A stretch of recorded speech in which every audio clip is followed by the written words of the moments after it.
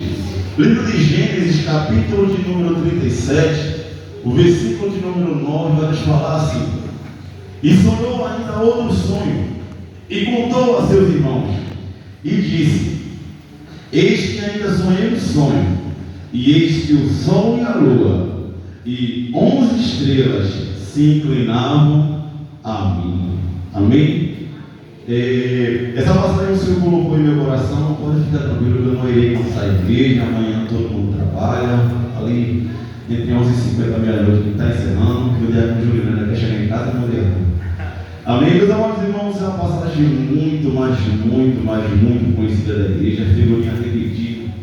Quem nunca ouviu falar de José, conhecido como José do Egito, mas eu costumo chamar de José no Egito, pois ele estava no Egito, mas no Egito não estava nele. Como nós sabemos, José ele é o precursor, o pioneiro para originar o povo dentro do Egito. É através de José onde se abre. É através de José que o povo no Egito começa a crescer. É através de José que o povo chega no Egito e acontece toda a história de Êxodo, para ser mais específico. E contextualizando para os irmãos, no capítulo de número 37, a Bíblia vai nos falar de um José ainda jovem, imaturo, de apenas 17 anos, onde o mesmo vive nas terras das peregrinações, a terra de Canaã. Esse José, ele vive juntamente com seus pais, o pai Jacó, juntamente com sua mãe Raquel, e as esposas de seu pai, e os seus 11 irmãos. E José, por ser o penúltimo filho a nascer, a Bíblia ela é muito específica. Jacó deixa bem claro que de todos os seus filhos, José é um dos filhos mais amados, pois era considerado o filho da sua velhice.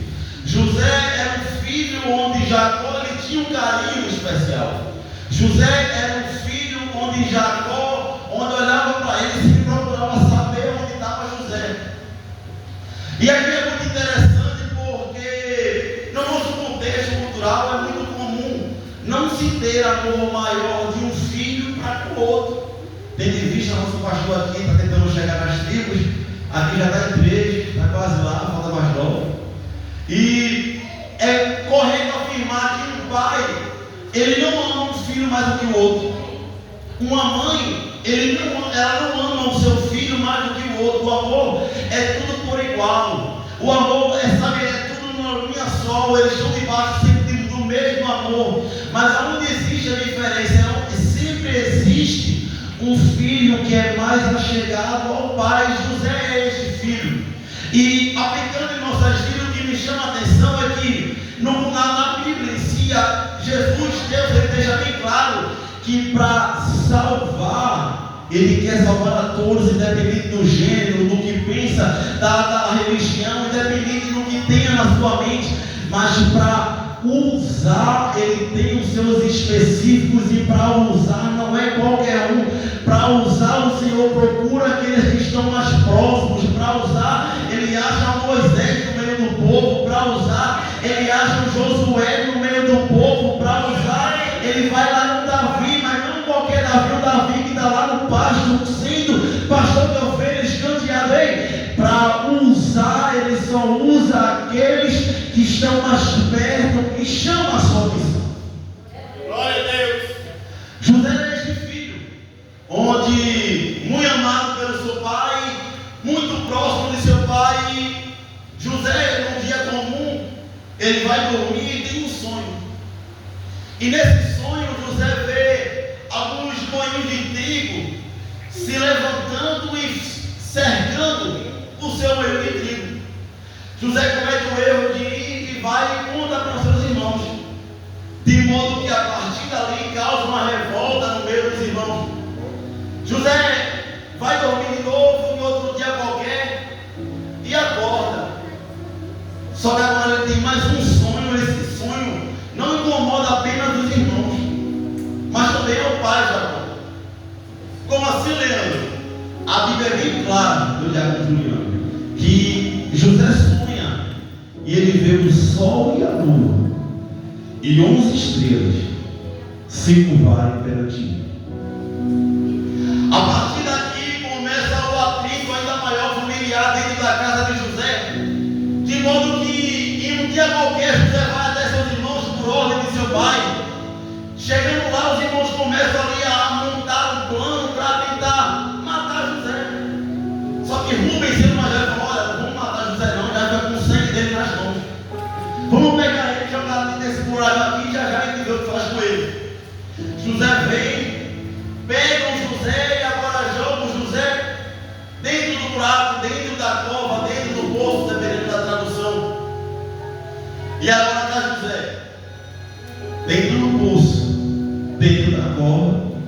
e sozinho.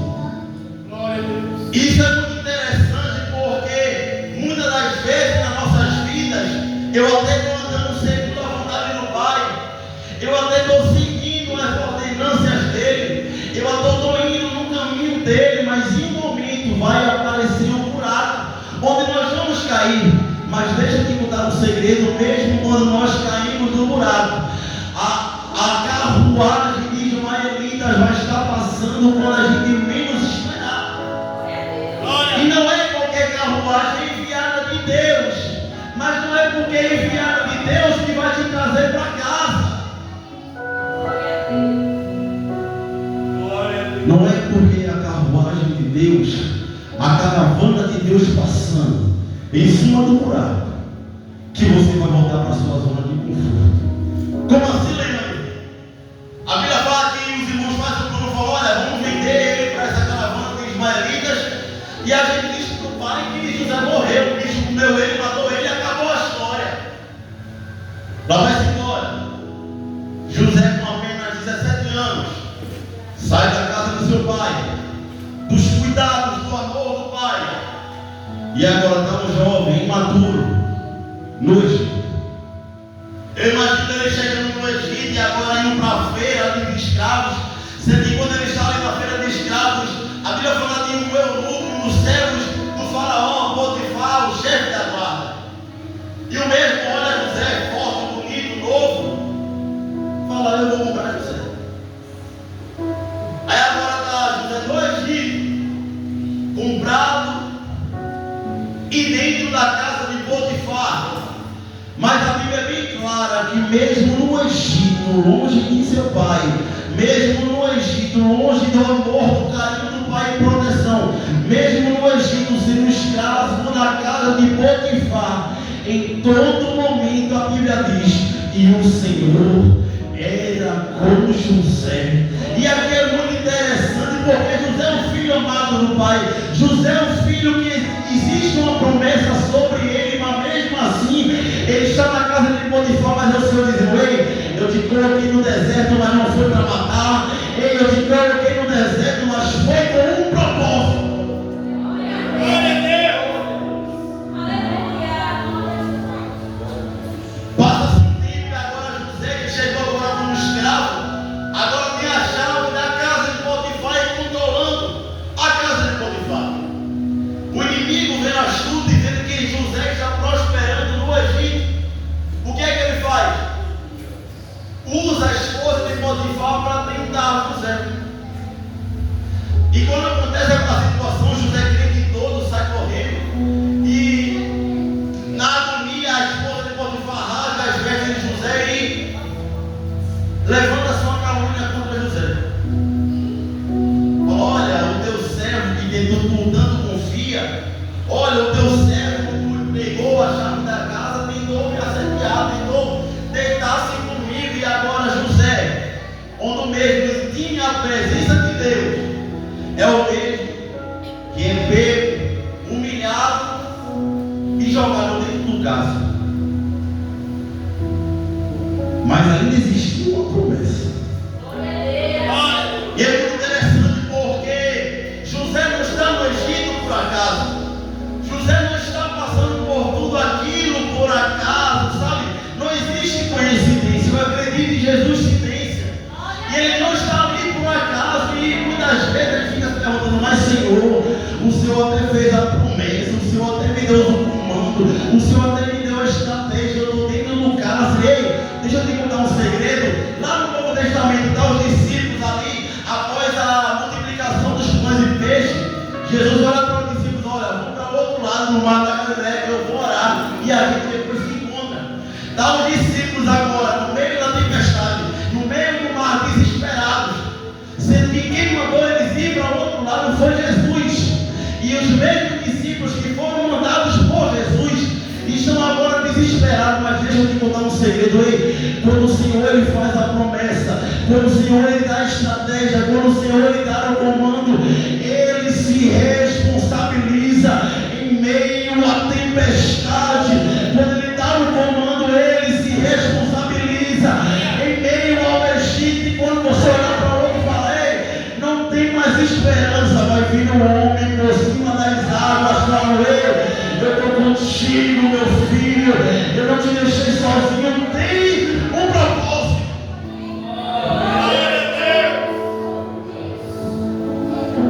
Mas para suportar o propósito, tem que passar por um processo. O professor, um amigo meu, uma vez, já no palco, chegou para mim e falou: Léo, amigo de raça, Deus, Ele não escreve momento. Deus, Ele escreve história. Se Deus, Ele escreve momento, Pedro tinha ficado no barco. Se Deus escreve momento, Saulo só tinha visto a aparição de Jesus.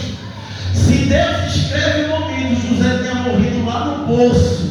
Mas Ele é um Deus que escreve história. Ele vê Pedro no barco e fala: ei, tu vais ser ganhador de almas, ganhador de homens.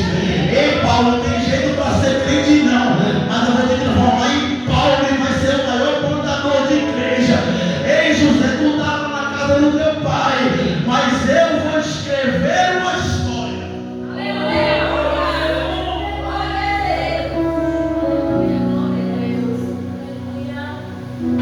José está no cárcere. Começa a agir de Deus agora na vida de José. Como assim, Leandro? Dentro do cárcere, a Bíblia fala que chega dois novos prisioneiros. E um é o padeiro, o rei, o faraó, e o outro é o copeiro.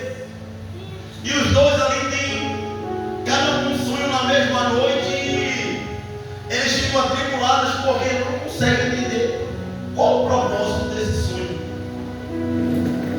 José fala: olha, por que vocês estão tão tristes? Eu sei que a situação não está muito boa, a gente está aqui na prisão. Mas vocês não são assim, por que vocês estão assim? Estou com jeito. E eles contam um sonho de cada um para José. E José fala: olha, meu filho, daqui a 3 dias o rei vai te mandar de volta. Olha, meu filho, daqui a 3 dias tu vai morrer. A forca está te esperando. Eu imagino criança, aquele clima pesado ali, porque um vai ser liberto e o outro vai morrer. E José faz uma observação para o copeiro: olha, quando tu estiver lá, diante do faraó, que ele vai vir te libertar, lembra-te de mim. Em outras palavras, quando estiver lá, num lugar mais alto, lembra-te de mim, que eu não estou mais aguentando essa tribulação. Olha, quando estiver lá tudo bem, lembra-te de mim, porque o silêncio de Deus está me matando. Olha, quando tu estiver lá, lembra-te de mim, para ver se Deus lembra de mim aqui no cárcere, porque eu não estou aguentando mais essa prova. Quem nunca chegou nesses momentos onde voa de madrugada e as lágrimas falam mais que as palavras? Quem nunca chegou naquele momento e falou: Deus, eu até confio em Ti, meu Senhor, mas está doendo tanto que eu estou querendo abrir mão. Deus, eu até confio em Ti, Senhor, mas eu tenho uma promessa, eu estou no cárcere. É José no cárcere. Passam-se aproximadamente 2 anos e José no cárcere. E Deus começa agora a mexer, começa agora a colocar o seu plano em ação. E qual o plano, Leandro? Ele vai despertar o faraó, a liderança máxima no Egito. 2 sonhos: vaca gorda, vaca magra, espiga de milho gorda, espiga de milho magra. E ali ele se perturba e fala: rapaz, 2 sonhos numa noite, eu não entendi um. E agora chama os servos, chama os escribas, chama, sabe, quem possa, os intérpretes, para tentar entender que sonho é esse. E vê os intérpretes e não fica satisfeito com a resposta de nenhum. E José está no cárcere.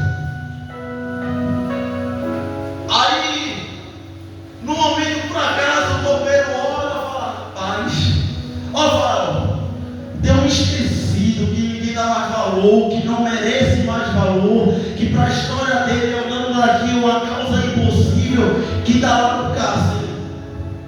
E ele tem o poder de interpretar sonho. Traz paninho, vai lá no cárcere, barbeia José, troca as vestes dele, agora dá José. E o faraó fala: olha, escravo, o negócio é o seguinte. E eu quero que você interprete. E eu quero ver qual vai ser a interpretação segundo o seu poder. Sendo que quando o faraó fala isso, colocando o privilégio, do dom de interpretação para José de sonho, José olha para o faraó e fala: olha, de mim não, mas de Deus. Sabe o que é que eu entendo com isso? José não tinha mais motivos para reconhecer Deus em sua vida. José não tinha mais motivos para ser mais crente. José não tinha mais motivos para querer esses sonhos. Mas em meio à prova ele fala: ei, eu sou um verdadeiro adorador, que eu adoro em espírito e verdade. Ei, não vai ser a prova que vai diminuir a minha fé. Ei, não vai ser a dificuldade que eu vou voltar atrás dos deuses que eu sigo. É normal em meio à tempestade a gente focar na tempestade, mas Deus me contou um segredo. Se você olhar depois da tempestade, existe um Deus que olha apenas para baixo, porque acima só existe Ele. Se você olhar para depois da tempestade, existe um Deus que está sentado no trono dos serafins, cantando o tempo todo: Santo, Santo, Santo é o Senhor dos exércitos. Você serve um Deus que, se você olhar por trás da tempestade, está escrito em sua costa: Rei dos reis e Senhor dos senhores. Não é qualquer Deus, é um Deus que te sustenta em meio à luta, é um Deus que te sustenta em meio à prova, mesmo em meio ao silêncio. Professor não fala em período de prova. Eu tenho um professor meu que, quando ele vinha passar a prova, ele falou: olha, não pergunto nem meu nome, que hoje eu não sei nem meu nome. José agora interpreta o sonho e fala: olha, o sonho é o seguinte: as vacas magras e as espigas de milho, as vacas gordas e as espigas de milho gordas são 7 anos de fartura sobre o Egito e sobre toda a terra. E as 7 vacas magras e as 7 espigas de milho magras são 7 anos de fome. Agora só deve pegar um homem que seja agora inteligente, consiga aproveitar esses 7 anos para fazer reserva e para se preparar para os 7 anos de fome, porque vai vir e vai ser uma fome mundial.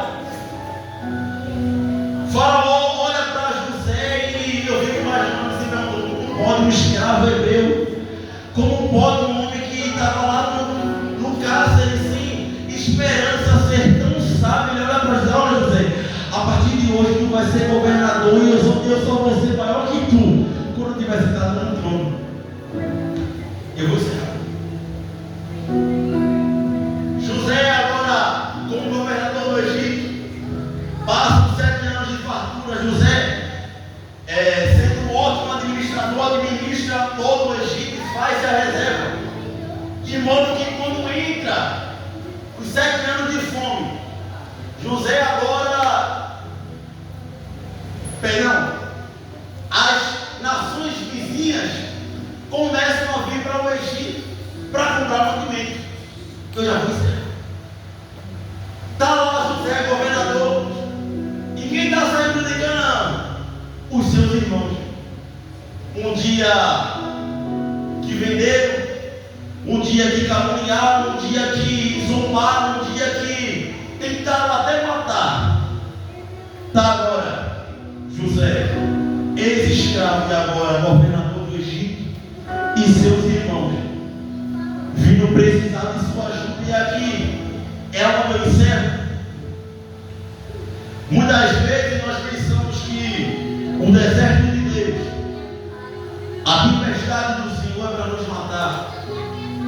E é comum pensar isso, porque quando o povo sai do Egito, lá em Êxodo, o povo sai de uma terra onde está passando por aflição, mas quando chega no deserto, olha para Moisés e fala: olha, Moisés, se fosse para morrer, eu deveria ficar no Egito. Olha, Moisés, se fosse para passar dificuldade, eu já tinha me acostumado com o Egito. Se fosse para passar por toda essa prova,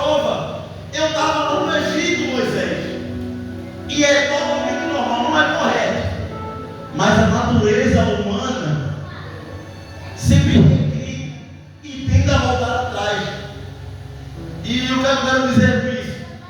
Se José, com 17 anos, chega no Egito e já se torna governador, ele tinha matado os irmãos dele. José só vai ser governador com 30 anos de idade. Ele passa um período de 13 anos sofrendo dentro do Egito.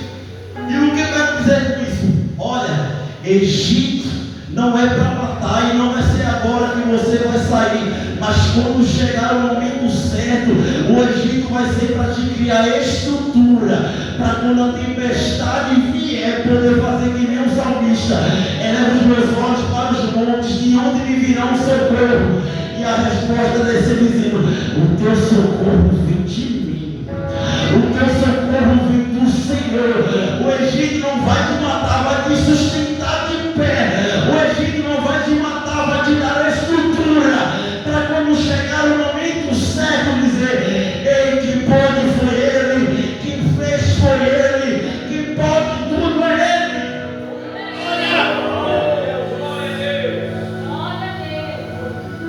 Se José chega no Egito e já se torna governador, ele tinha matado os seus irmãos. Mas foi necessário o tempo. E o tempo do Senhor é como ele vir com o silêncio. E o silêncio de Deus, ele é ensurdecedor. É momento do crente, do cristão, onde muitas das vezes duvidamos se o Senhor está conosco ou não. E não é eu que falo, é a Bíblia. Mas, como o nosso irmão Leandro deixou aqui, no Salmos 40 vai falar o quê? Esperei com paciência no Senhor. Ele se inclinou para mim e ouviu o meu clamor. Esses salmos, ele nos manda esperar e com paciência. Mas enquanto eu estou esperando, eu não vou perder a oportunidade de continuar clamando. Ei, eu estou até no deserto, mas o deserto não vai fazer que eu deixe de ser um adorador. Eu estou no deserto, eu estou no Egito, eu estou na tempestade, mas é no meio da tempestade que João 4:24 vai falar: mas a hora vem, agora é, em que os verdadeiros adoradores adorarão o Pai em espírito e em verdade. É na bonança, Leandro? Mas é também quando a tempestade vir, que o barco começar a girar, é quando chegar no cárcere e prova: eu sou um adorador do Senhor. Eu busco independente da situação, eu busco independente da dificuldade. E a Bíblia fala: o choro dura até uma noite, mas quando nós temos a presença do Senhor, a noite vai vir, mas a alegria vai chegar, o sol vai raiar e vai chegar no momento certo. Então, meus irmãos, que nesta noite os irmãos possam meditar até meia-noite, mas vamos ficar por aqui mesmo. O Egito não mata a crente, o deserto não mata a crente, a tempestade não mata a crente. Ela tem um único exclusivo propósito: é criar estrutura. E crente com estrutura, o deserto vem, a tempestade vem, o Egito até chega, mas é certeza que no final de tudo você vai estar de pé, juntamente com a presença do Senhor. Amém? Desde já quero agradecer